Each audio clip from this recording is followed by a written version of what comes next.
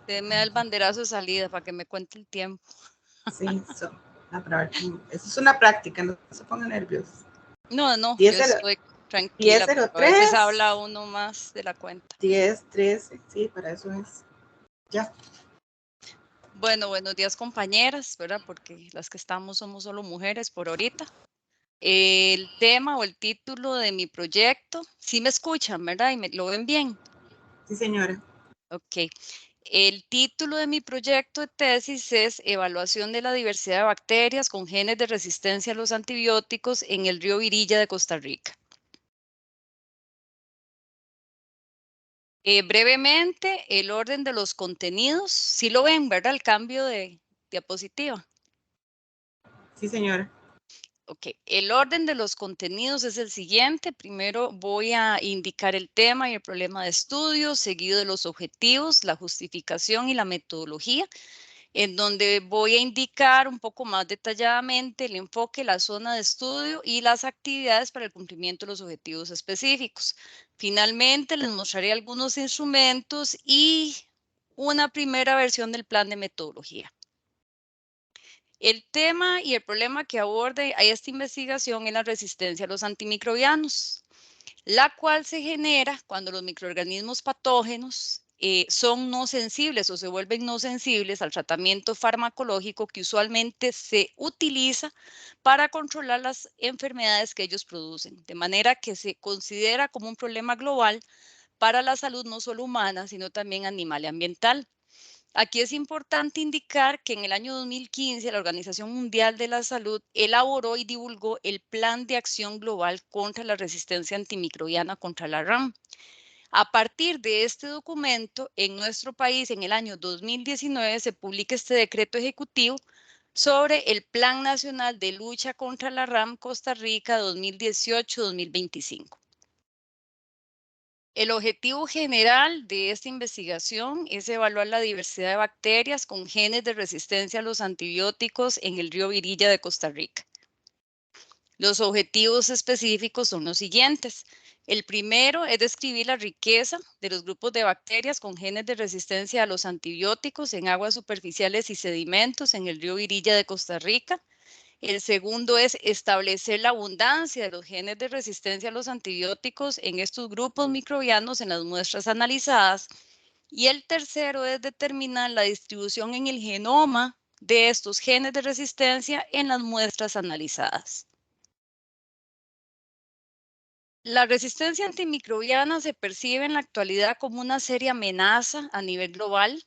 En nuestro país, el Plan Nacional de Lucha contra la RAM incluye como objetivo estratégico la investigación y la capacitación.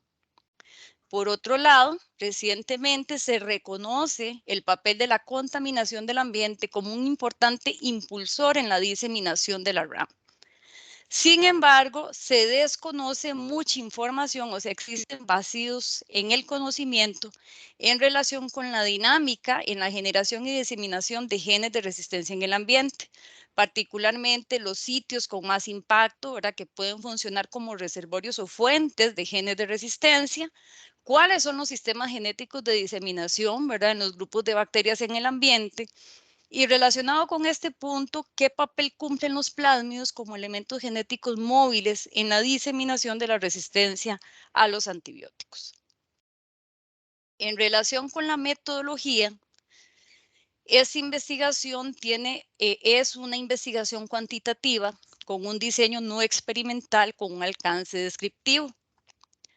Las unidades de análisis son el agua superficial y sedimentos del río Virilla.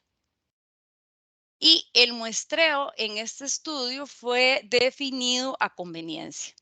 Es decir, se identificaron 3 puntos para el muestreo sobre el cauce principal, ¿verdad?, en la subcuenca del río Virilla, que deben cumplir o que cumplían con características importantes. Por ejemplo, ubicarse en una zona sobre el cauce principal que incluyera un transecto en donde haya influencia de aguas de descargas de aguas residuales tratadas y no tratadas, muy importantes. Se incluyeron puntos aguas arriba y un punto aguas abajo de las descargas de la planta de tratamiento de aguas residuales Los Tajos.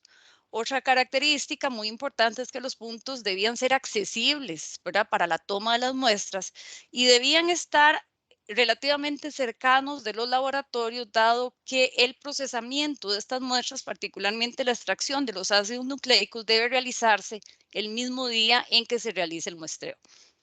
En relación con el tiempo de estudio, en realidad estos muestreos ya se realizaron. Se realizó un muestreo durante la época lluviosa del año pasado, donde se analizaron muestras por triplicado en cada uno de los puntos y se acaba de realizar una réplica de este muestreo durante la época seca de este año.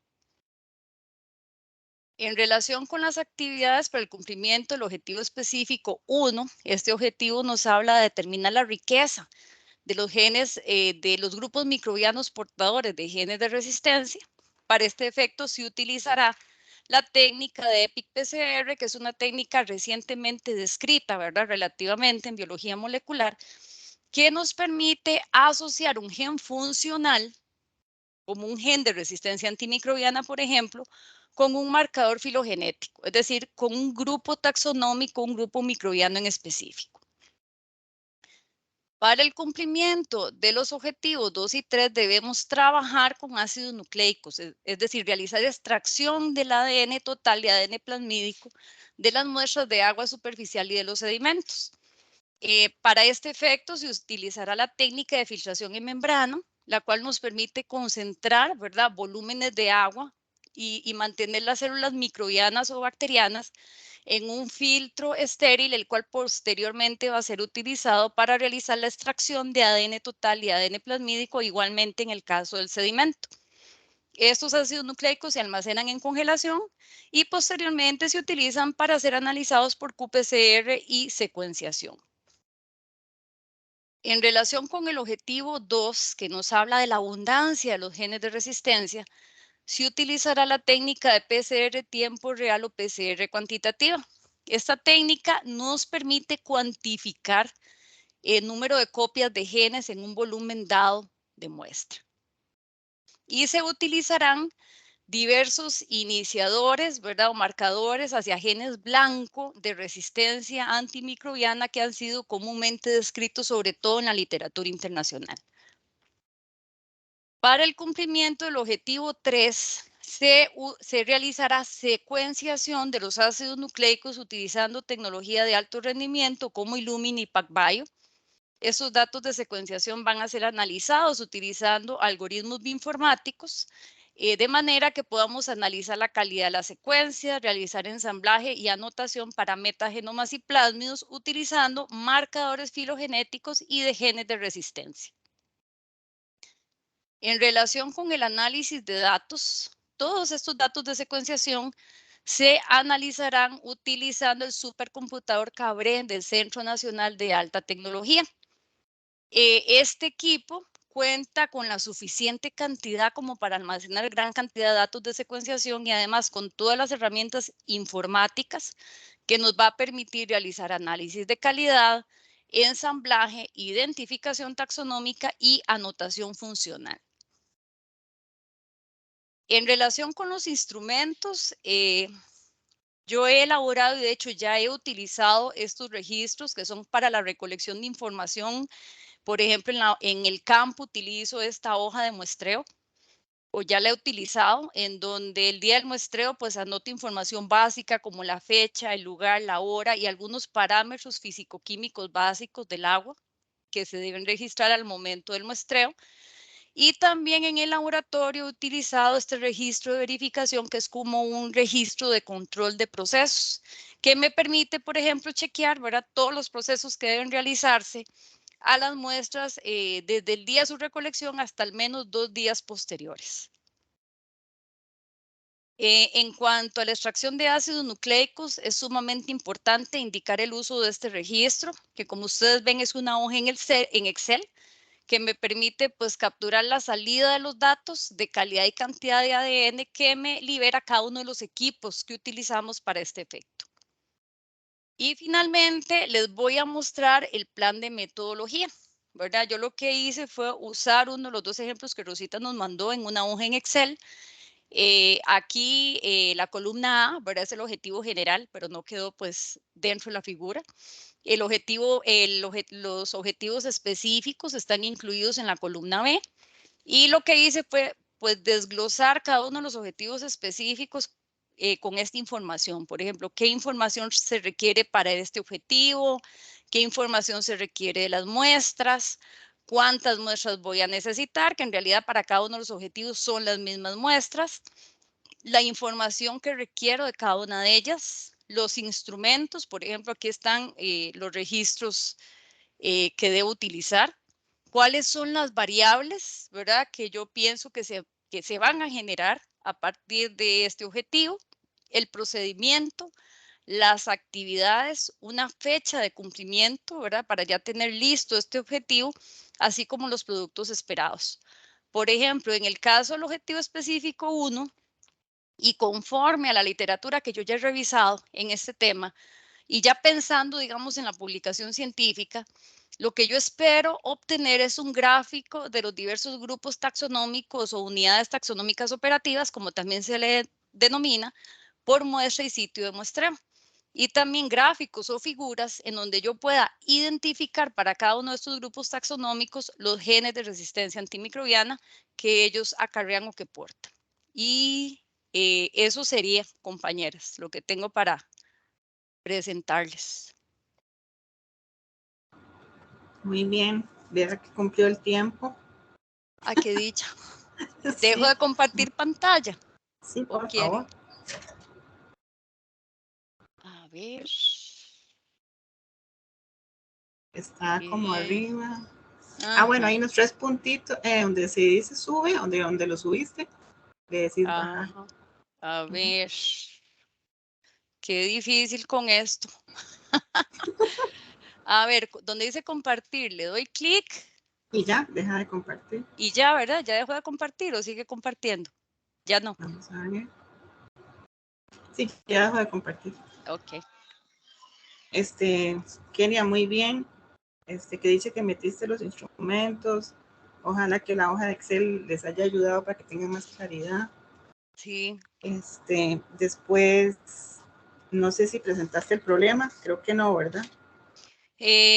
Bueno, es que lo incluí como Lo incluí en la justificación, pero como la Sí, pero no lo preguntilla, puse como problema. ajá, Sí, no puse sí, la pregunta de sí, investigación.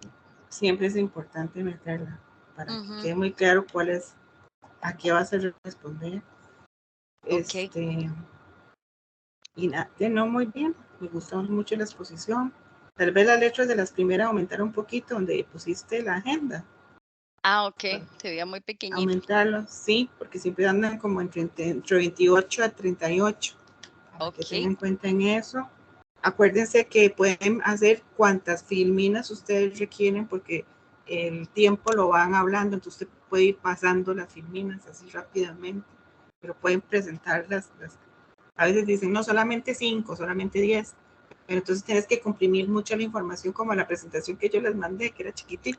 Sí, sí. Entonces no, o sea, yo siempre digo, no, yo presento las filminas que yo quiera y yo voy al tiempo con cada una dentro de lo que me den. ¿Alguna pregunta o duda de las compañeras?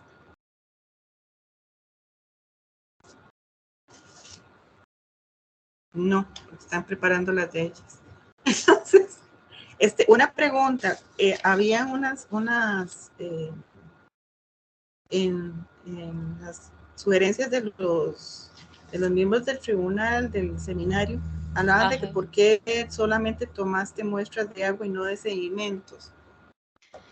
Sí, bueno, el proyecto inicialmente hablaba solo de el proyecto en donde está inscrito, la tesis, por decirlo así, sí incluye sedimentos y aguas, Uh-huh. pero pues yo lo visualizaba solo a partir de las aguas superficiales, en realidad.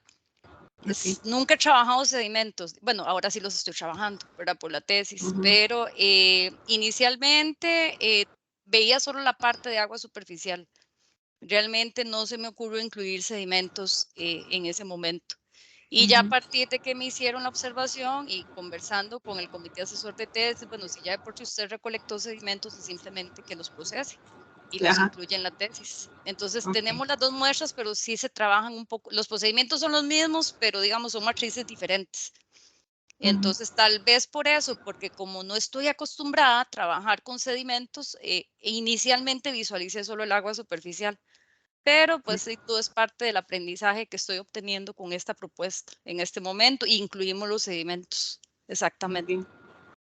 Bueno, gracias, Kenia. Nada más Gracias, más bien. asegurarse, y ya ustedes respondieron al comité evaluador, ¿verdad? Lo que Sí, sí, lo sí, que no. señor. Ok. Yo le mandé un oficio, digamos, como David nos lo solicitó, y Ujú. lo aceptaron, digamos, aceptaron. En realidad yo incluimos, realmente no fui yo, sino incluimos como comité todas las observaciones excepto una, y ahí Ujú. justificamos por qué no. Perfecto. Muchas gracias, Kenia. Gracias, más bien. Ok, seguimos con Claudia. Claudia, ¿estás lista? Sí, señora, buenos días, compañeros, ¿cómo están? Un poco Hola, nerviosa. hola. Ay, no, aquí nada, Buenos días. Estamos entre amigas. ¿Quién habla por ahí? Gustavo. Gustavo. Gustavo, ¿cómo estás? Bien, gracias. Profe, yo presento, si se puede, hasta el próximo sábado. ¿Está bien? Sí, está bien, Gracias. está bien, Pero no hay ningún problema. aquí estoy de observador. Sí, sí, bienvenido. Gracias. Entonces, Claudia, ¿puedes subir la presentación? Ahí ya Donde la dice, capté. ya la subiste, sí, perfecto.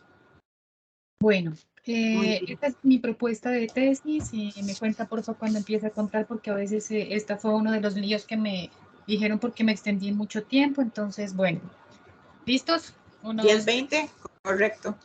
listo. Bueno, este es el título de la propuesta de investigación que, dicho sea de paso, pues fue cambiado porque en principio yo había proyectado la realización de una propuesta de política, pero con base en las recomendaciones que hizo Rosita, pues se pudo bajar un poco el alcance. El título es La propuesta de estrategias para el fortalecimiento de sistemas locales de producción de semilla de papa en Colombia y pues el contenido de la presentación como nos la solicitó, está el contexto, la problemática, los objetivos, la justificación, la metodología y las referencias bibliográficas. Y en la derecha quise incorporar una fotografía para que se hagan una idea de lo que es la semilla de papa y cómo, digamos, los condicionantes que tendría que tenerse en cuenta a lo largo de la producción. Entonces, en principio, hablar un poco sobre el contexto, que es un sistema de producción de semilla.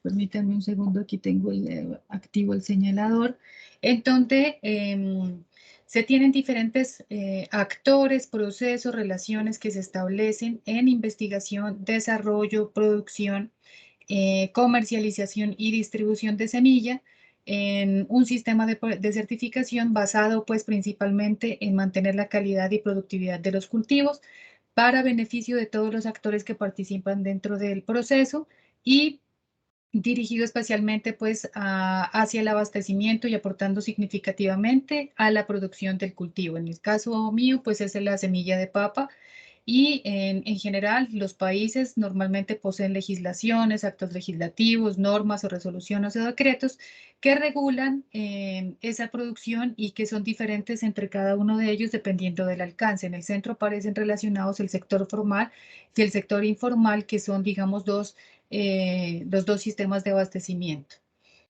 principales. No pasa la diapositiva. No sé si es porque estoy proyectando. Perdón, permítanme un segundito.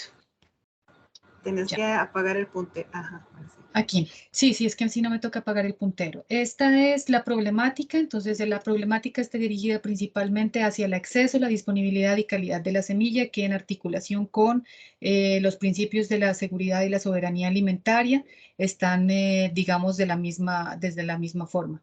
Principalmente, pues en el lado derecho aparecen algunas de las condiciones del sistema formal y del sistema informal, pero dado que la semilla de papa se hace de manera vegetativa, es decir, a través de tubérculos, pues requiere de distintas condiciones y por su tamaño es mucho más voluminosa y perecedera, haciéndola susceptible pues a plagas.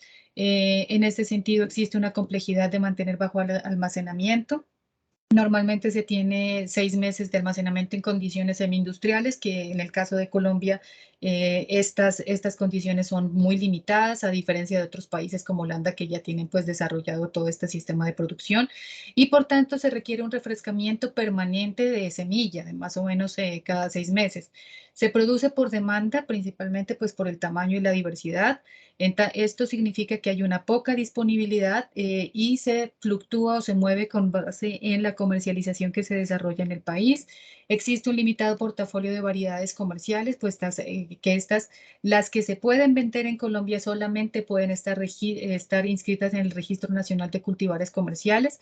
Los demás materiales son producidos por el productor y no pueden venderse a mayor escala. Debe producirse a nivel local. Esto ayuda pues a reducir costos de producción y de transporte. Y en general pues esa semilla que se utiliza en los cultivos no cumple con las características de calidad deseables y por tanto pues el potencial productivo y las características de la variedad se pierden. Bueno. Aquí los objetivos de mi propuesta de investigación es proponer estrategias de fortalecimiento de sistemas locales de producción de semilla de papa en Colombia. Esto es desde el sistema informal, partiendo de un ejercicio de un diagnóstico del modelo de producción de semilla de papa que incluye actores, componentes y la estructura del sistema socioproductivo en países referentes que ya han incorporado, digamos, o han fortalecido este sistema de abastecimiento y en principales zonas productoras del país.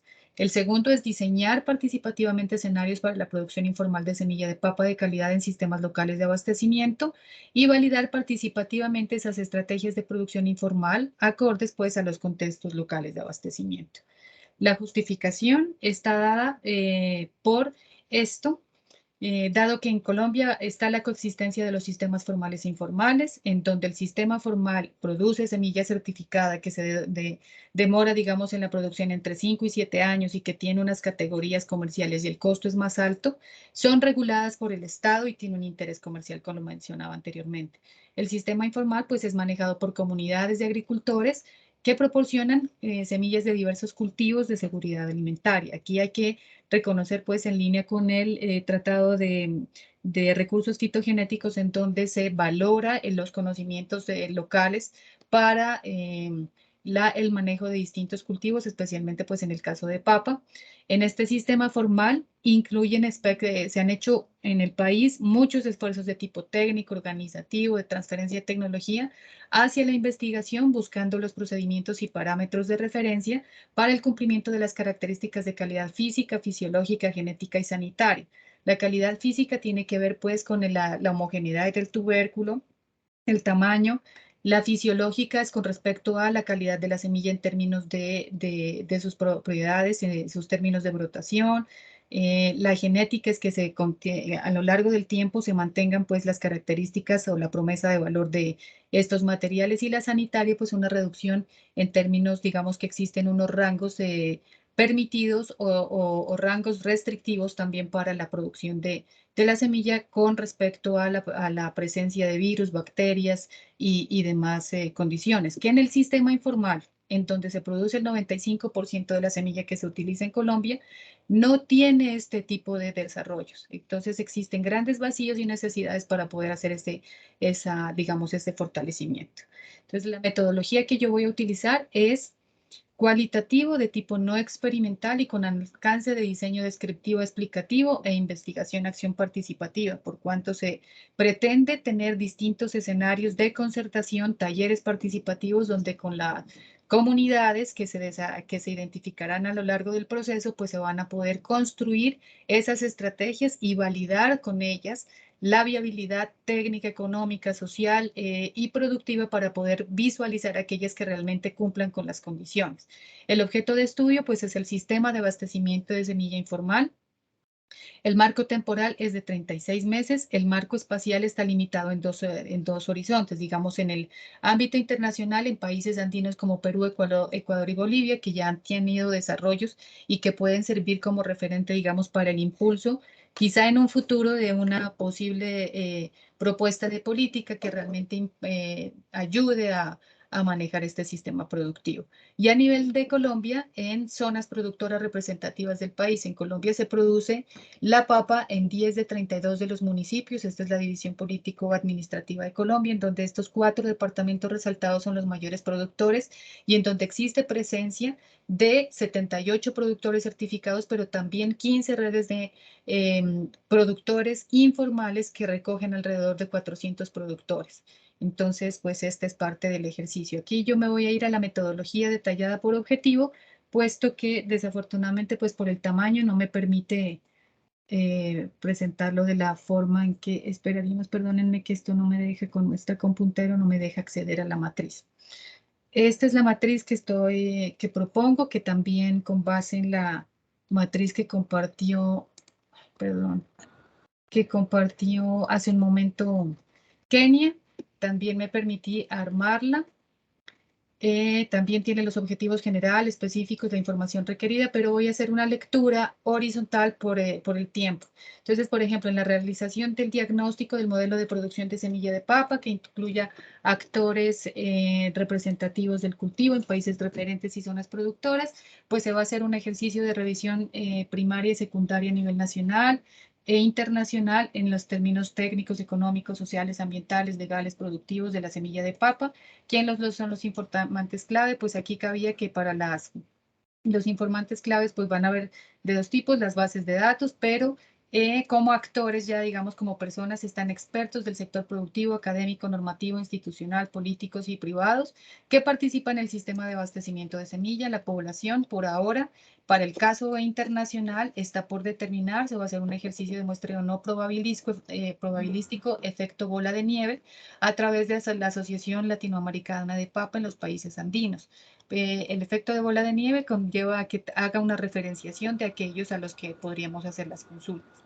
Y en el caso de, digamos, el sistema nacional, por determinar también identificando la ubicación geográfica de los departamentos que les decía, porque si bien existe una información de los 78 productores registrados y aquellos 400 custodios del sistema informal, no sabemos realmente cuánto es esa producción y en los ciclos del desarrollo, digamos, de la propuesta de investigación, como es tan cambiante, habrá productores que están haciendo los ciclos y habrán otros que no, u otros de los sistemas de abastecimiento que están activos o inactivos.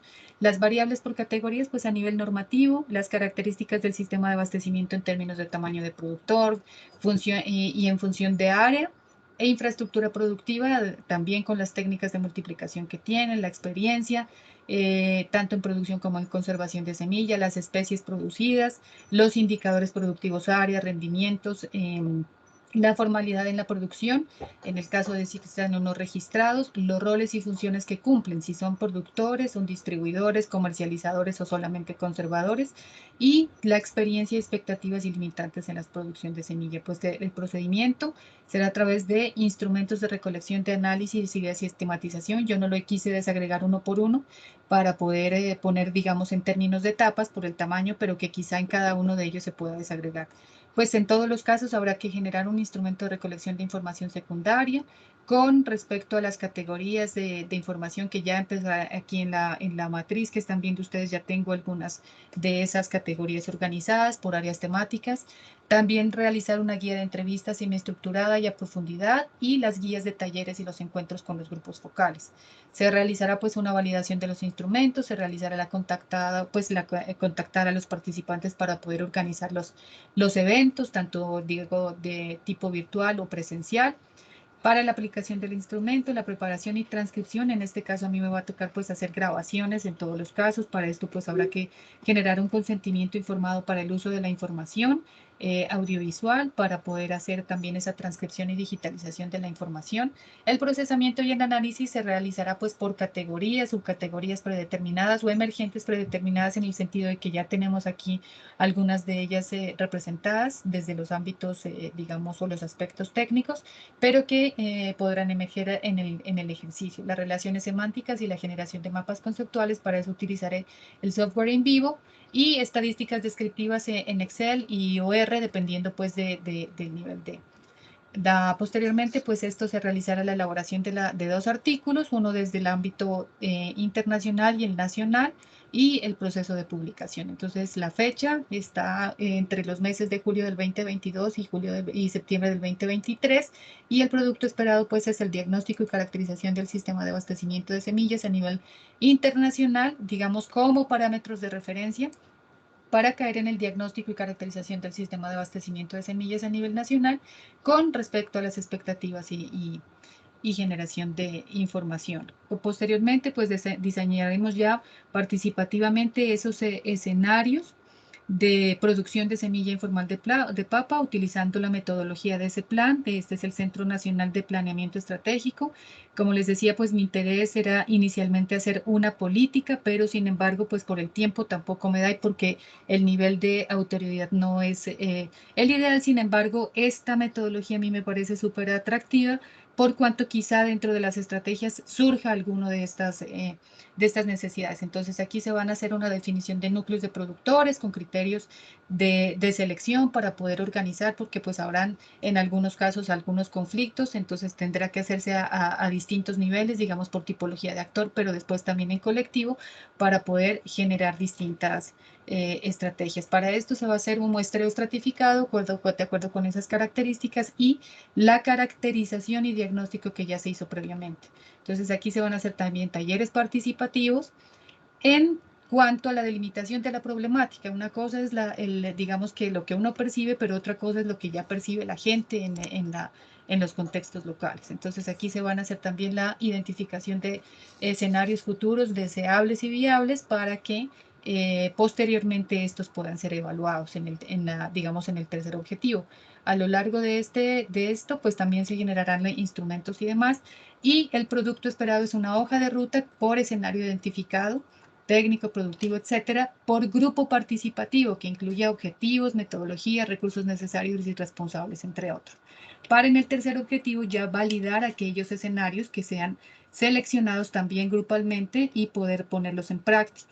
Con base en esto, pues también se realizaría un análisis o una evaluación de esa implementación con base en los resultados y obviamente pues se realizará un espacio de seguimiento y evaluación con base en unas características y criterios que tendrán que construirse participativamente. Este es un sistema de monitoreo y seguimiento participativo. Para finalmente, pues lograr con todos estos resultados, ahora sí, la consolidación de las estrategias de fortalecimiento. Esto es.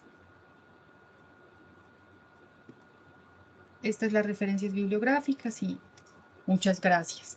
Qué linda foto el tema. Sí, esta foto es bonita. Sí, sí. Gracias, Claudia. Sí, uno de los grandes problemas que teníamos los que trabajamos en la parte cualitativa es poder sistematizar o hacer una síntesis de la metodología cuando se llega a hacer, que es grande, lleva muchas partes. Entonces, para cuando vayas a presentar tu trabajo final, te recomiendo también que trabajes. Bueno, esto es porque este Excel a mí me interesaba que ustedes lo vieran, a ver si se ordenaron un poquito más. Pero a la hora de la presentación de los resultados, andate por categorías o subcategorías, trata de mostrarlos para que lo tengan ellos muy bien. Si en efecto te pasaste un poquito del tiempo, pero hiciste un buen resumen, creo que la parte en la que más duras es dándole el contexto, que podrías resumirlo un poquito e irte al problema, la pregunta en forma de el problema en forma de pregunta, y tal vez esas partes de mucho texto que pusiste, tal vez de hacer como un flujograma o una imagen que te lleve a vos de un punto a otro sin tener que poner tanto texto, y también eso te resume un poco de tiempo. En los objetivos, siempre acuérdense de ponerles los apellidos en los objetivos específicos, que es Colombia, no solamente el país. Y también acuérdense de cuando terminan, si ponen texto, o lo ponen todo con punto final o sin punto final, pero por ahí se te fue una coma. Yo soy muy minuciosa en esas cosas, pero es para pulirlos al final. O sea, aquí pueden echar a perder todo lo que quieran, para que se vayan puliendo en ese sentido. Y con respecto, ¿qué más? Es que tu metodología a mí me fascina, entonces como que quisiera seguirte los pasos poco a poco y ayudarte un montón. En la parte participativa te recomiendo que vayas a ver los dendogramas de coalición. Yo te los he recomendado y si no, acuérdeme para mandárselo, donde se va viendo en la votación de escenarios también que voten los participantes para que llevara a una de coincidencia, y de tal manera que ahí vas a poder en algún momento, si haces un dendograma de coalición, es donde vas a poder ver cuáles son los grupos que apoyan qué escenario, ¿verdad? Cuáles son los actores que buscan que apoyan qué escenario, y de esa manera vas a poder ver en las estrategias cuáles son los grupos que hay que unir primero para que las estrategias tengan fortaleza al final. Hay grupos que si los pones al principio a trabajar, van a distorsionar y se traen abajo un proyecto, un programa o una política pública. Pero bueno, básicamente eso, Claudia. Muchas gracias. Muchas gracias, Rosita, muy amable. Vamos. ¿Alguna pregunta a los compañeros? No, ninguna. Muy interesante. Ay, Claudia. sí. Muchísima muy información. Sí. Sí, yo sí quisiera felicitarla porque realmente esa metodología tan enorme, de haberla resumido en tan poquitito tiempo, demasiado, sí, la felicito. Sí, es que por eso decía, cuesta mucho cuando trabajamos en lo cualitativo, todos los instrumentos, con todos los actores que hay que trabajar y todos los grupos, y no solamente actores, escenarios, posibilidades, acuerdos, y todo eso es difícil de exponerlo en poco tiempo, pero muy bien, Claudia. Entonces vamos con... Gracias. Claudia, acuérdeme el dendograma de coalición, para que eso te va a ayudar mucho a reforzar. Gracias, Rosita. Vamos con Carla Solano. Carlita. Entonces ya Claudia dejó de compartir, sí, ¿verdad? Sí, sí. Soy yo. Bueno, yo soy igual que Kenia. Bueno, ahora pueden practicar, echar a perder y cómo meto eso y cómo subo, ¿verdad? Le doy en compartir. Compartir pantalla, preferiblemente. Pantalla, ok. Donde está la flechita, ajá.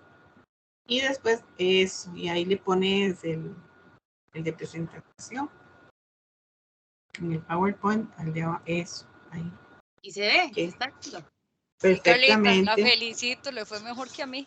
es que ya la vi a usted, Kenia.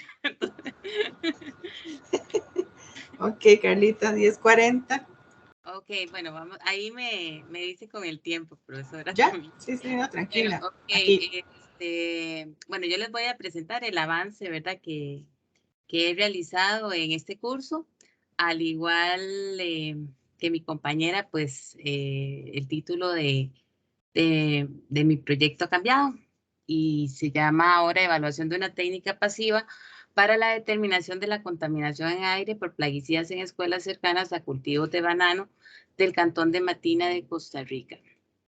Okay. El orden de la presentación, voy a exponer un poco lo que es el marco teórico para contextualizar un poco, la justificación, el problema, los objetivos y la metodología.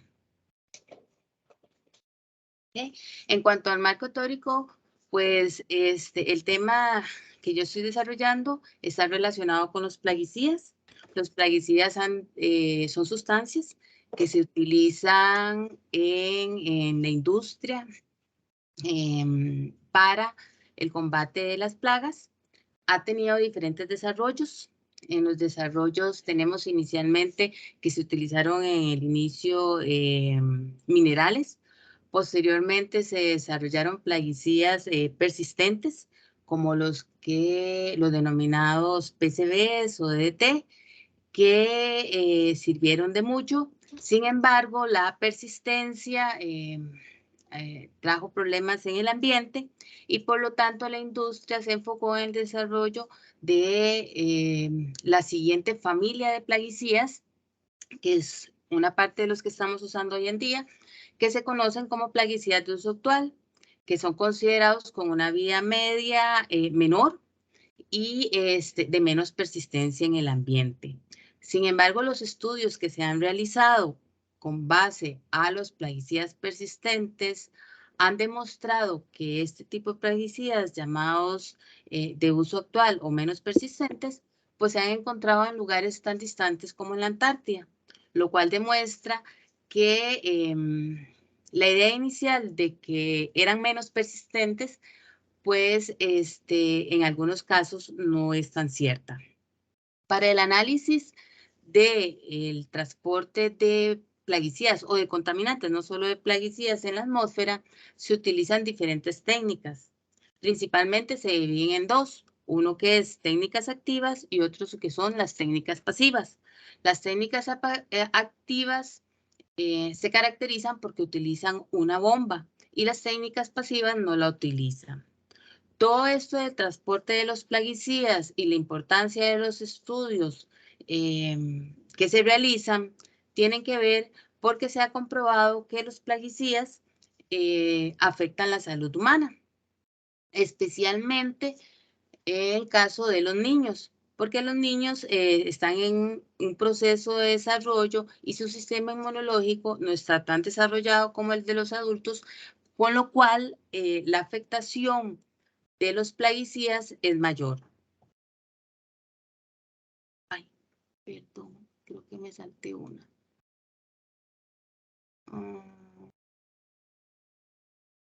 Ok. En el caso de las técnicas pasivas, para entender un poco de lo que voy a desarrollar, las técnicas pasivas son técnicas que tienen las características de que no utilizan una bomba como las activas y que tienen ciertas ventajas. Una es el bajo costo, lo cual permite hacer muestreos al mismo tiempo en diferentes lugares. Al no utilizar una bomba, no es necesario que el lugar tenga disponibilidad de corriente eléctrica. Son simples de operar, pero tienen ciertas desventajas. Y las desventajas son que depende de las condiciones atmosféricas y que además depende de las propiedades de cada una de las sustancias.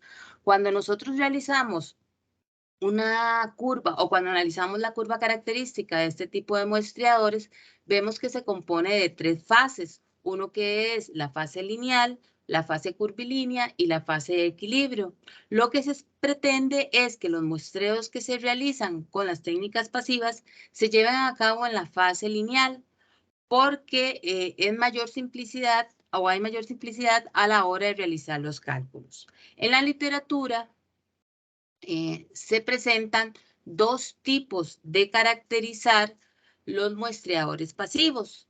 ¿Por qué necesito caracterizar los muestreadores pasivos? Porque los muestreadores pasivos, para poderlos trabajar, necesito conocer lo que se llama la tasa de captura, como se representa en inglés SR. Y esa tasa de captura, que es cuánto aire está pasando, yo lo puedo hacer de dos formas. Uno es con un muestreo activo, poniendo un muestreador activo, o sea, una bomba y el muestreador pasivo al mismo tiempo, o con lo que se denominan compuestos de depuración. Los compuestos de depuración son sustancias que se agregan antes de ir al campo y que se van perdiendo conforme están en el campo en relación con los días y la cantidad de aire que el muestreador está en el campo. En Costa Rica, se ha producido un incremento de plaguicidas. Este incremento tiene relación con el incremento que ha habido igual a nivel mundial.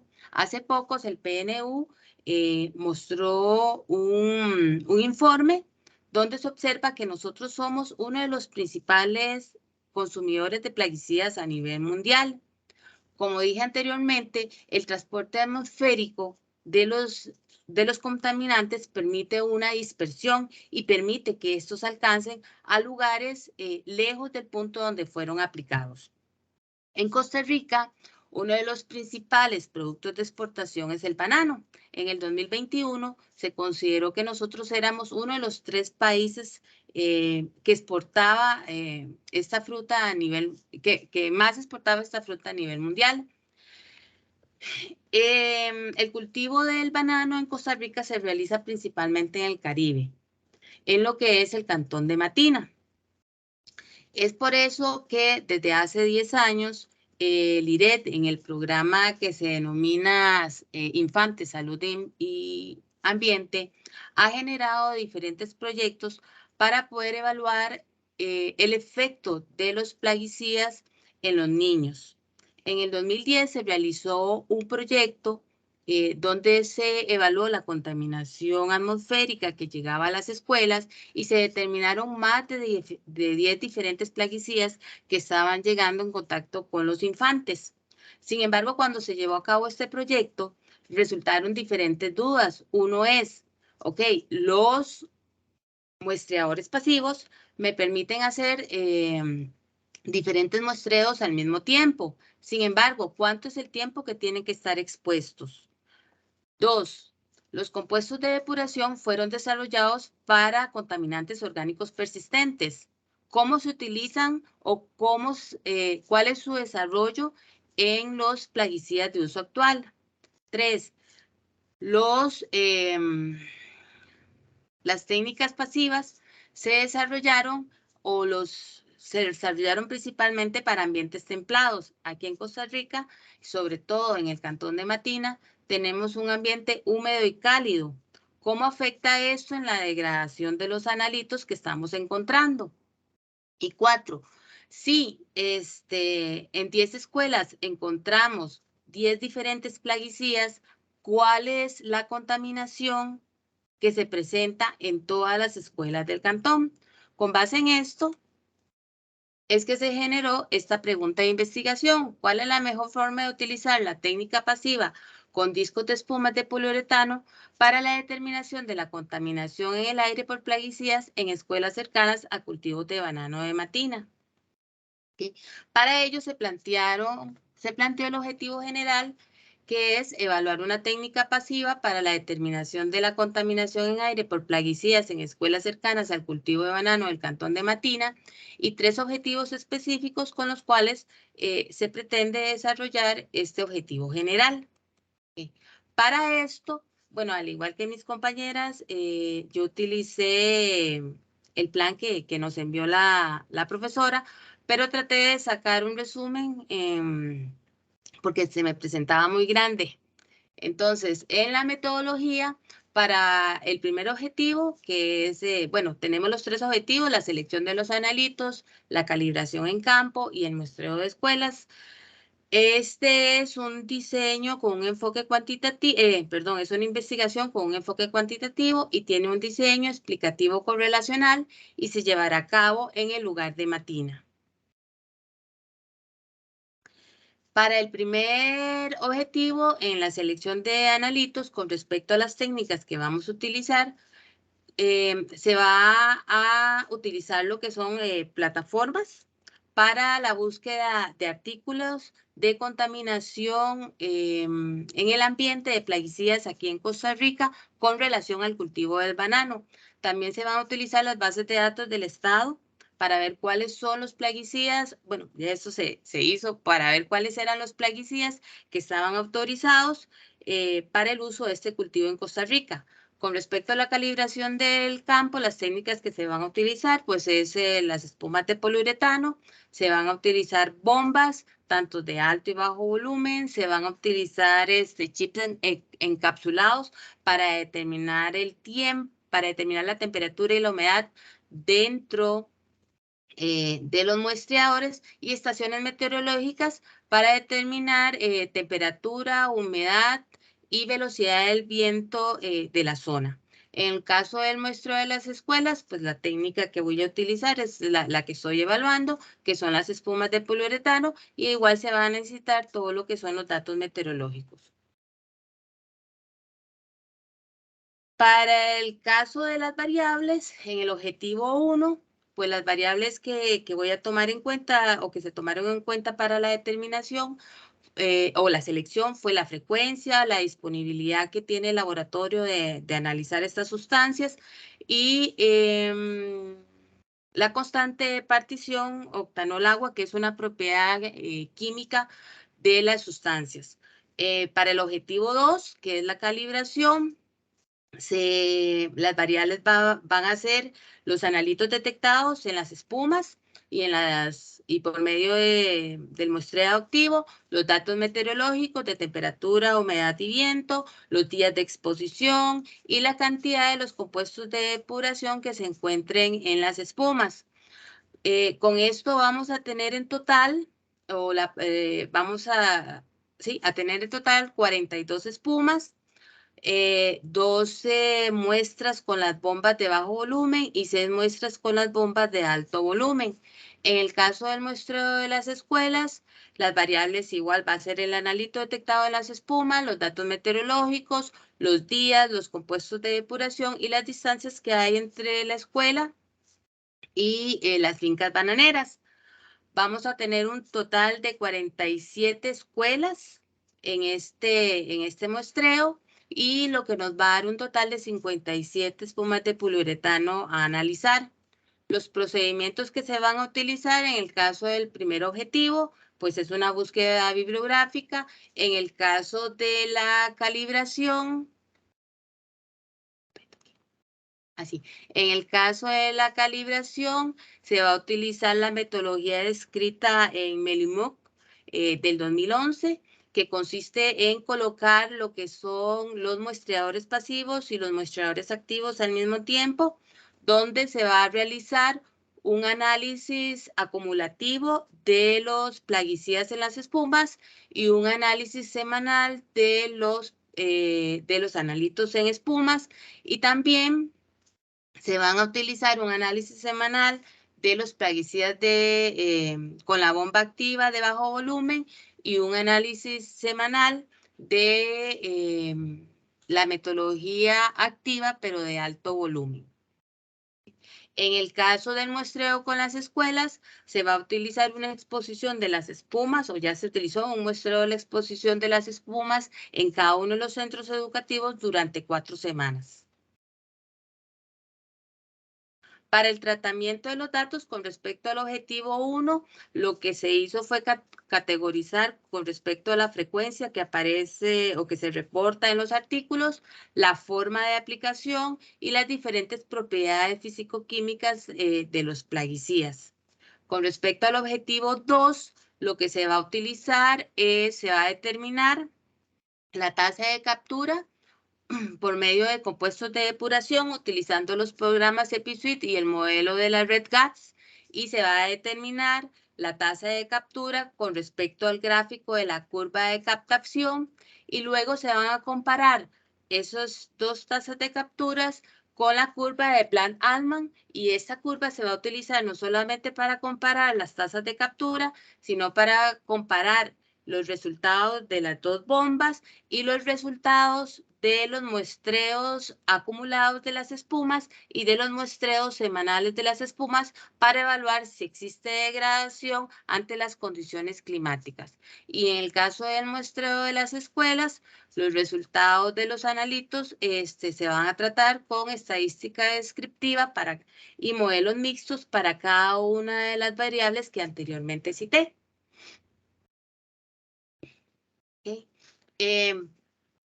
Para el caso de las actividades que se van a llevar con cada uno de los objetivos, pues aquí presenté una parte del plan que desarrollé. Entonces, para el objetivo 1, que es la selección, va a estar lo que es la búsqueda de artículos, las consultas con las bases de datos del Estado, lo que es la cotización y compra de los analitos que se podían analizar, y lo que es la búsqueda de propiedades, que me permite tomar en cuenta o seleccionar aquellos que se encuentren más disponibles para esta técnica. En el caso del segundo objetivo están lo que son las pruebas de calidad del método de análisis, las pruebas de calidad del monitoreo con las bombas, el muestreo en el campo en sí, lo que es el análisis químico y lo que es el análisis estadístico. Y los datos se van a tratar, como dije, con el programa EpiSuite, con los modelos del GAPS, con las concentraciones de aire de las bombas de bajo volumen y de las espumas, y se van a comparar con las curvas de Plant-Altman. En el caso del tercer objetivo, vamos a tener lo que es el análisis químico, lo que es el análisis meteorológico, y el análisis estadístico con los datos obtenidos en las actividades 1-2. Muchas gracias. Gracias, Carla. 10:57.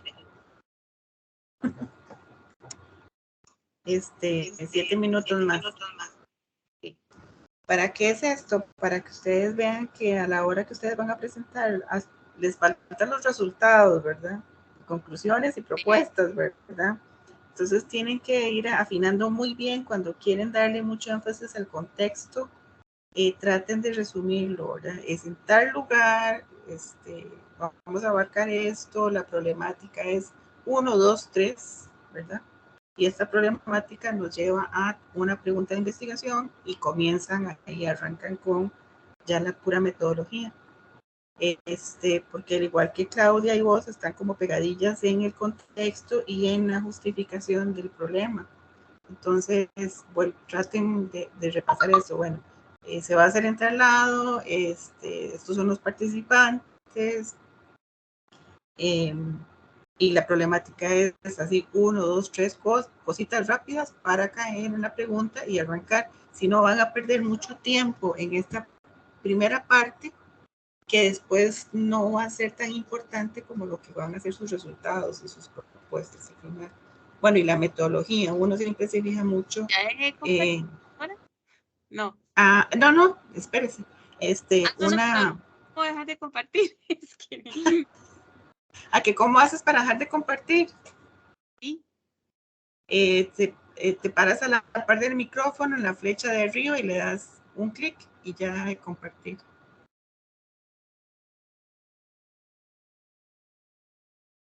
¿Ya? ¿No? Par del micrófono, ¿cuál micrófono? Aquí la par del micrófono. Dejar de compartir. Allá. Eso. Ya. Y ahora sí. Entonces eso, tengan, Claudia y Carla, traten de durar menos en la contextualización. Que es muy rica, es muy interesante, pero acuérdense que al final ya los que van a estar ahí ya se leyeron esa parte. Ahora lo que quieren ellos es qué fue lo que hicieron, cómo lo hicieron y qué resultados. Y la metodología es sumamente importante. Para este ejercicio, para esta vez yo les suministré esa hoja Excel para que ustedes se ayuden en ordenarse, pero no era obligatorio, pero también si les ayudó, bienvenido. Me gustó mucho la forma en que fue muy creativo, la forma en que lo trabajaste, el Excel, pasarlo a esa forma de ruta, ¿verdad? En la pregunta pusiste, ¿cómo pusiste la pregunta? Usaste la palabra mejor.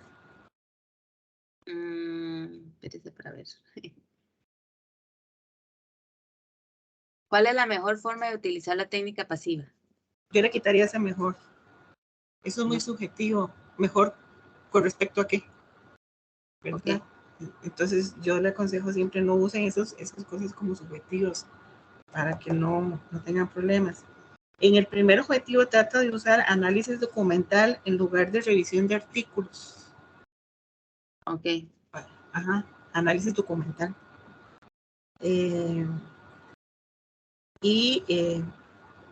Nada más como pregunta mía, vas a usar cuáles medidas de la estadística descriptiva para que los vayas pensando de ahora, porque unos son más importantes y más que otros, pero por lo demás muy bien. Okay. Muchas gracias. Okay. ¿Alguna pregunta o duda o comentario para Carla? Yo quería preguntarle a Carla, digamos, es un tema muy preocupante, realmente, lo del uso de plaguicidas en el país, y eso se sabe desde hace tiempo, y se sigue consumiendo mucho plaguicida. Pero el hecho de que afecte población, digamos, pediátrica, es todavía más serio. Uno más o menos puede tener una idea de los resultados que vienen, ¿verdad? Cuando hace la investigación. ¿Usted, Carla, piensa que puede haber un problema? O sea, en el caso de que se detecte un problema de que sí puede haber afectación, ¿verdad? Por la cantidad de plaguicidas cerca de estos centros, y eventualmente en el IRED, me imagino, contactarán escuelas o sea, va a ser evidencia para algún tipo de regulación en ese sentido. Sí, Kenia, digamos, yo estoy con lo que es la parte ambiental, pero los datos, estos van a ser necesarios porque se están llevando ahora paralelamente, se están realizando pruebas de desarrollo a los niños de todas las escuelas. O sea, los niños se han llevado todo un proceso desde que estaban en el vientre, desde la etapa de gestación. Se les evaluó el desarrollo en los primeros 3 años de vida y ahora se les está, esos mismos niños se les está evaluando el desarrollo en la edad escolar. Entonces, ya los primeros 3 años arrojaron datos donde se demuestra que existe una afectación. Eso es terrible. Ya hay inclusive artículos donde se relacionan la cantidad de metabolitos que hay en las muestras biológicas con este estudio que se hizo en el 2010, ¿verdad? De las 10 escuelas. Sin embargo, como los chiquitos están distribuidos pues, en todo el cantón de Matina, ¿verdad? Es de ahí la necesidad de evaluar la contaminación en todas las escuelas, que está llegando a las escuelas, para poderlo correlacionar con los datos que se están dando ahora, digamos, de las pruebas de neurodesarrollo que tienen en estos momentos. Ok, sí, digno sin palabras, realmente sin palabras, porque solo con evidencia tal vez es que se podrá hacer algo desde el punto de vista político, ¿verdad? En salud pública. En política Muchas gracias. pública. Sí. Gracias. Por eso yo creo que el tema de Carla va para ahí, para tener evidencia para poder Sí. hacer política pública. Muy bien, muchas gracias. Entonces nos queda Marianela. ¿Marianela está? Sí, aquí estoy. Buenos días a ¿Dónde todos. está? No ya la vi. Ok. Me dicen si ahí lo pueden ver. Perfecto. Déjame poner el cronómetro porque si no. Okay. 11:04. Sí, buenos días a todos. Mi trabajo, mi propuesta de investigación se denomina desarrollo de materiales mediante mineralización biomimética a partir de subproductos agropecuarios. Pues mi comité de asesor está conformado por el doctor Orlando Rojas de la Universidad de British Columbia, el doctor Oscar Rojas de la Escuela de Química de la UNI y el doctor Rafael Vindas de la Escuela de Medicina Veterinaria.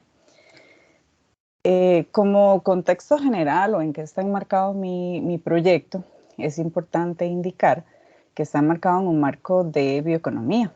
¿Qué significa eso? Bueno, que la biomasa que se genera como subproducto de procesos productivos, en mi caso, la piña y el camarón, pueden ser transformados por diversas técnicas, en mi caso son técnicas mecánicas y químicas, para extraer compuestos de interés que puedan ser utilizados en la generación de materiales avanzados, ojalá con un posible uso como biomateriales. Mis sustratos, bueno, como lo indiqué, la piña y el camarón. En Costa Rica existe una problemática relacionada a los residuos de piña. Se ha estimado que por cada hectárea cultivada de piña se generan alrededor de 200 toneladas métricas de subproducto. El principal componente de este subproducto, ¿verdad?, es el rastrojo de piña, que a su vez se compone principalmente de las hojas. Yo voy a trabajar con esa parte del sustrato. Las hojas de piña se componen, de celulosa, hemicelulosa, ligninas, pectinas, ceras y sustancias solubles en agua. El principal componente es la celulosa. Entonces, la idea es aprovechar este polisacárido para extraer nanocelulosa. Entonces, es importante, ¿verdad?, visualizar la cantidad de residuo. Por cada una de estas frutas que son exportadas, se queda una planta completa en el campo y esa es una fotografía en una plantación de piña de la cantidad de hojas que se genera.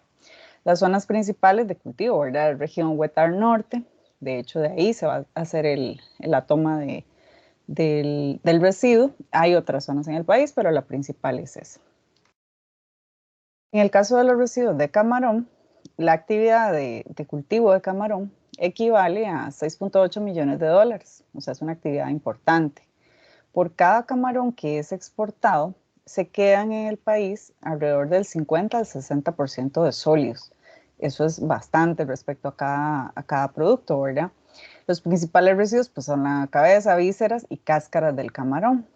En mi caso, yo voy a trabajar con las cáscaras del camarón, que contienen un polisacárido que es la quitina. Son muy parecidas, la celulosa y la quitina, son polímeros estructurales, dan la rigidez de quien los contiene, ya sea, ¿verdad?, la planta o en este caso el animal. Entonces, quitina tiene proteínas también y tiene minerales. La fuente de estos residuos de camarón pues va a ser de una empresa que cultiva camarón, y pues el cultivo de camarón más o menos se ven así, que son como unas piscinas y tienen la producción. Entonces, a partir del residuo de piña se va a extraer nanocelulosa.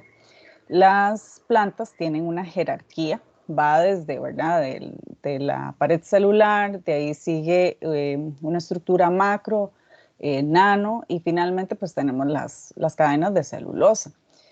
En mi caso yo voy a trabajar con nanofibras que contienen zonas ordenadas y zonas desordenadas.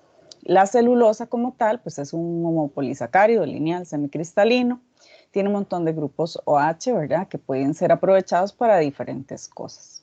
La fibra de celulosa, si la vemos, ¿verdad?, si la desglosamos estructuralmente, podemos tener la CNF, que contiene zonas amorfas y cristalinas, y la CNC, que es la parte más cristalina, o sea, que son los cristales, lo más pequeñito. En mi caso, yo voy a trabajar con las nanofibras, que contienen esa mezcla de zonas amorfas y cristalinas, más o menos el diámetro de 2 a 20 nanómetros. Se llama nanocelulosa porque al menos una de sus dimensiones está en la escala nano. Su longitud, si es un poquito más larga, tiene alrededor de 10 micrómetros. Para la quitina pasa algo similar. Hay una estructura jerárquica, entonces a partir de la quitina nativa que está en el exoesqueleto de los crustáceos se puede extraer nanofibrillas de quitina o nanocristales. La diferencia pues radica en el grado de cristalinidad que tienen, o sea, la diferencia que hay en el grado de cristalinidad entre ellos. La quitina igual es un polímero, ¿verdad?, de alto peso molecular. A diferencia de la celulosa, lo que tiene es un grupo acetamido, que luego se puede transformar a otro compuesto, que es el quitosano, que ha sido el de principal interés durante mucho tiempo. Básicamente, el interés en la quitina como tal, la quitina no es soluble en agua, entonces no ha sido muy atractiva para su transformación química. Es bastante reciente el interés en el estudio de la quitina y pues eso se aprovecha para generar proyectos de investigación. Estos nanopolisacáridos pues tienen algunas propiedades, son biocompatibles, biodegradables, conservan ventajas estructurales, propiedades derivadas de su tamaño y se pueden utilizar como bloques de construcción. Y aquí yo siempre hago la semejanza en que son como las piezas de un Lego que uno puede convertir en una estructura más compleja para buscar diferentes aplicaciones. Entre estas aplicaciones están los hidrogeles y su potencial como biomaterial. Los biomateriales pues entran dentro de la categoría de ingeniería de tejidos. Estos pueden, digamos, ser scaffolds o andamios para crecimiento celular porque tienen características de que son altamente porosos y tienen propiedades mecánicas adecuadas. Entonces, los nanopolisacáridos, o sea, la nanocelulosa y la nanoquitina, tienen algunas características que los hacen sustratos atractivos, ¿verdad?, bloques de construcción para poder generar este tipo de aplicación. Un ejemplo es el proceso de mineralización biomimética, donde se utilizan nanopolisacáridos para generar capas orgánicas que generan una matriz donde dentro de ellas se van a agregar estructuras inorgánicas, como la hidroxiapatita. Entonces, ¿esto por qué se llama biomimético? Porque se aparece o trata de semejar la estructura de los huesos. Entonces, son materiales compuestos. Entonces, el objetivo en mi trabajo de graduación es llegar a estas estructuras híbridas a través del uso de estas matrices que provienen de residuos. Un ejemplo, y reportado recientemente, es esta metodología donde se utiliza o se genera un hidrogel de nanoquitina utilizando la técnica de difusión de gas. En mi trabajo se va a emplear esta misma técnica para quitina proveniente de camarón y para nanocelulosa, proveniente de piña. Entonces, ¿cuáles son las preguntas de investigación? Bueno, ¿cómo desarrollar materiales mediante mineralización biomimética a partir de los subproductos procedentes del procesamiento de piña y camarón? Entonces, las 3 preguntas de investigación, subpreguntas relacionadas con los objetivos, es si se pueden obtener estos nanopolisacáridos a partir de métodos mecánicos, si se pueden diseñar materiales mediante esta técnica de mineralización biomimética. En este caso, lo que se va a utilizar es hidroxiapatita, y si se pueden evaluar las propiedades y su potencial de uso como biomaterial. Esto genera pues los objetivos: desarrollar materiales mediante mineralización biomimética a partir de subproductos agropecuarios procedentes de la industria de la piña y del camarón, obtener estos nanopolisacáridos por métodos mecánicos, diseñar materiales mediante mineralización utilizando hidrogeles de nanopolisacáridos obtenidos por esta técnica de difusión de gas, y evaluar las propiedades y el potencial de uso del material mineralizado para ser empleado como biomaterial. La metodología para este trabajo tiene 4 etapas. Bueno, es de tipo cuantitativo, son experimentos de laboratorio, y se seguirán metodologías para la extracción de materiales que serán transformados en un nuevo material. La primera etapa es la obtención de los nanopolisacáridos, la extracción, la elaboración en la segunda etapa, la caracterización y finalmente la evaluación como biomaterial.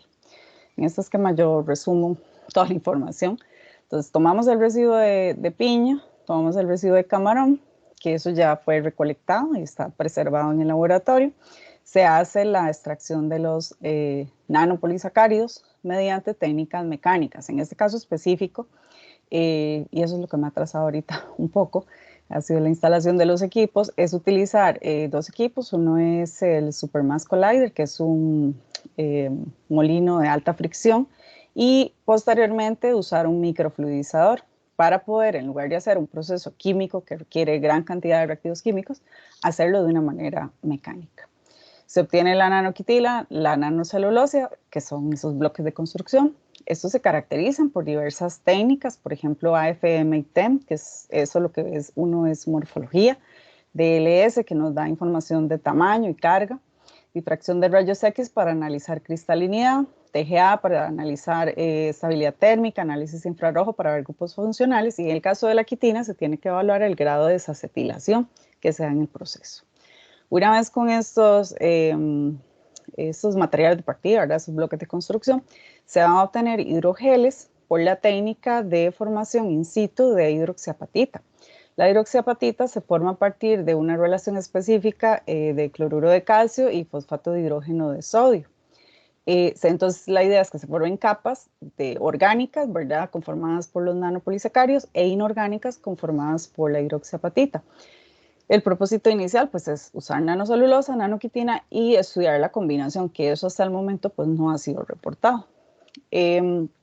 Una vez con estos materiales obtenidos, se obtiene el material, bueno, tenemos el material híbrido.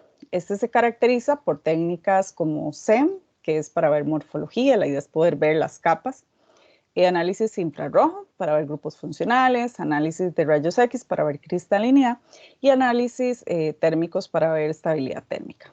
Posteriormente, la idea es evaluar como biomaterial este material obtenido, ¿verdad?, por medio de hinchamiento, densidad, porosidad, propiedades mecánicas y biocompatibilidad in vitro. Esta metodología, ¿verdad?, se desarrolla con el apoyo del Laboratorio de Polímeros, que es donde yo trabajo, la Universidad de British Columbia, donde es mi tutor, y la Escuela de Medicina Veterinaria, especialmente en la última parte, porque ellos están desarrollando un laboratorio de ingeniería de tejidos. Yo construí el cuadro, a mí me cuesta un poquito porque lo mío es muy, muy técnico, ¿verdad? Entonces, el informante es lo que tengo que hacer, no sé.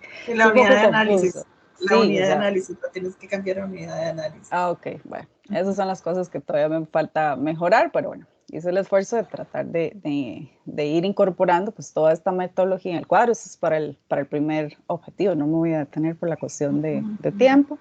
El segundo objetivo y el tercer objetivo, que finalmente la idea es poder generar pues este material que tenga potencial. Bueno, aquí no lo dije, la idea es en este primer objetivo generar un artículo. Está reportado un índice, por ejemplo, para nanocelulosa. La idea es poder implementar ese índice como de calidad. Para quitina no existe, tengo que ver cómo implementar el de celulosa, pero bueno, eso es un reto del trabajo.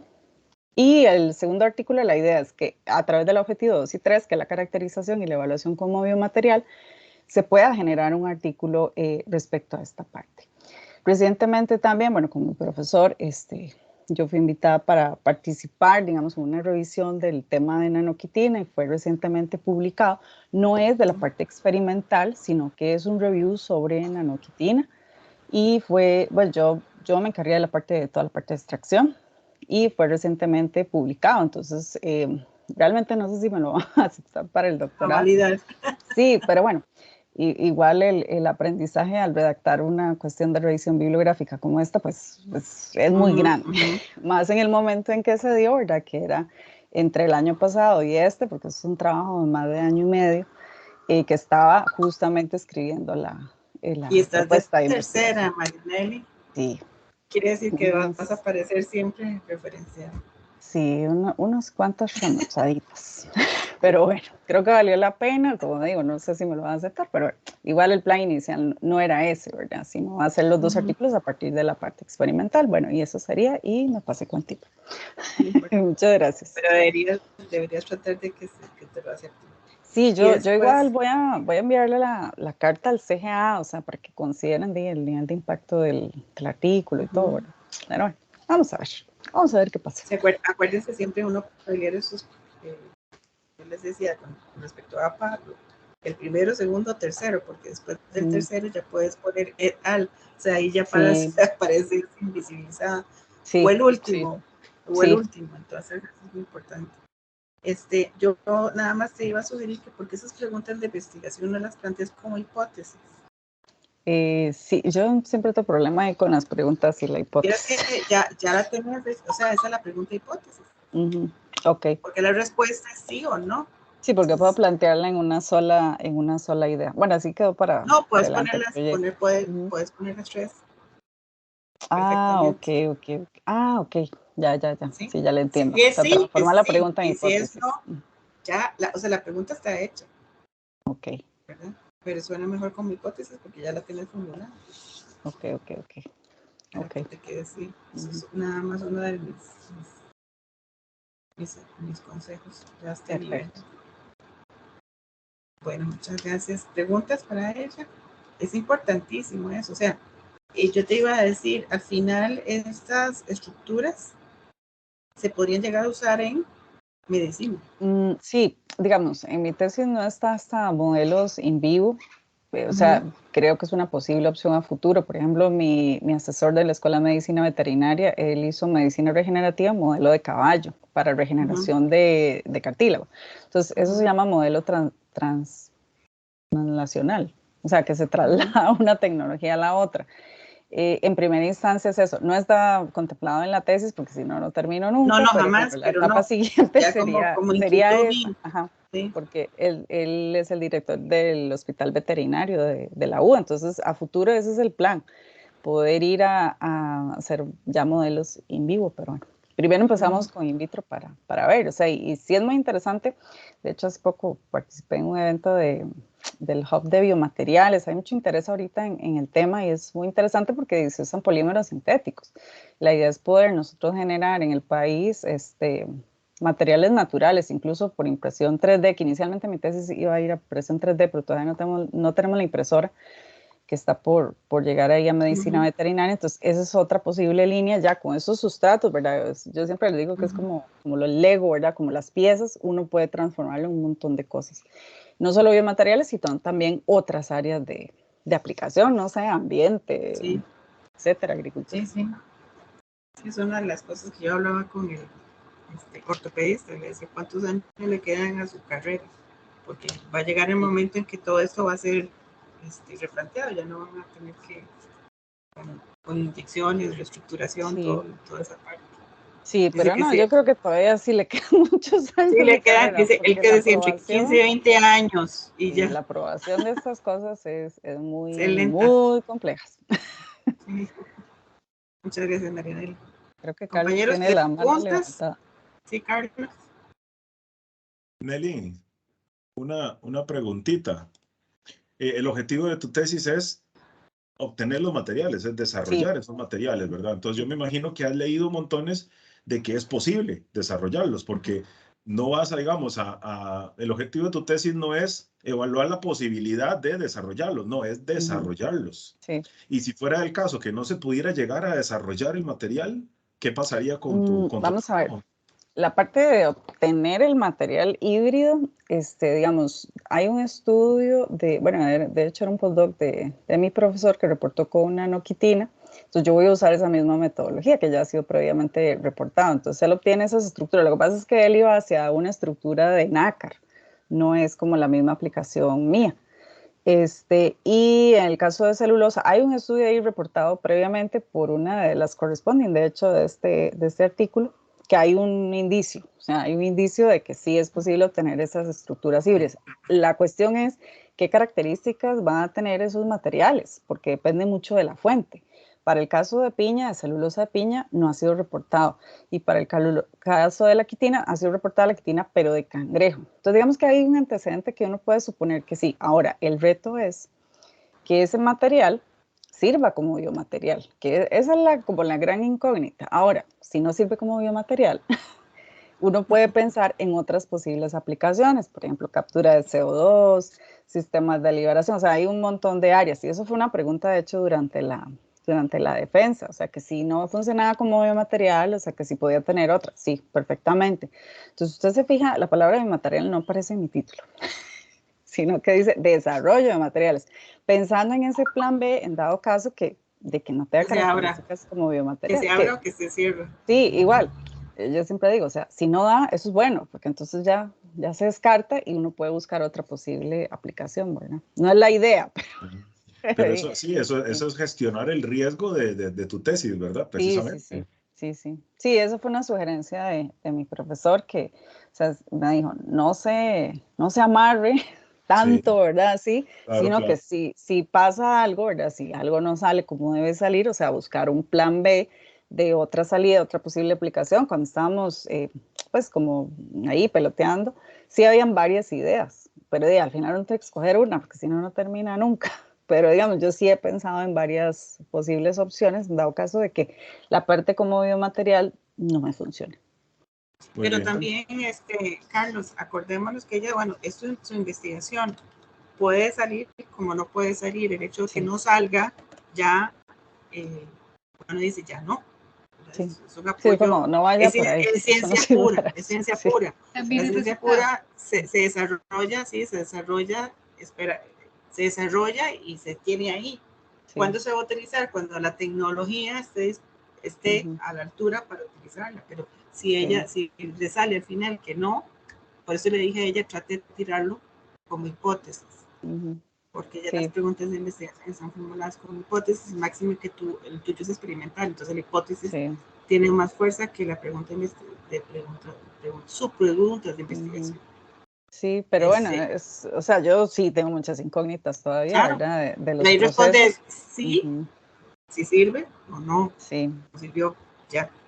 Pero no invalida tu trabajo como científica. Simplemente si llegas a un no, pues no. Entonces hay que irse por otra ruta. Sí, yo lo tengo pensado. Sí. Bueno, yo creo que hasta aquí ya estamos llegando en esta. La próxima es el 18. Y felicidades a todas porque hicieron muy buena exposición. Vuelvo a recalcarles, traten de manejar muy bien lo que es